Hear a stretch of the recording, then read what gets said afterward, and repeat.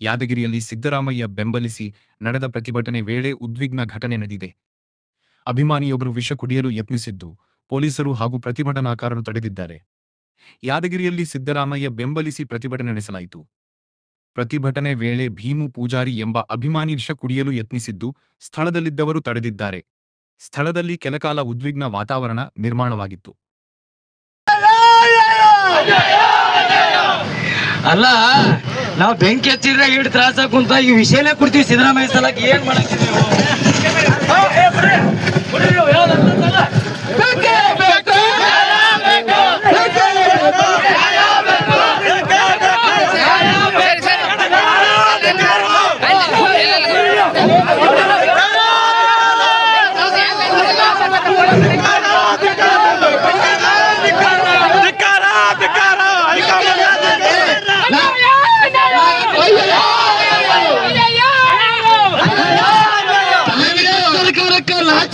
ಸಂಗತಿ ಏ ಪಪ್ಪ ಚಾಲೆಂಜ್ ಮಾಡ್ತೀವಿ.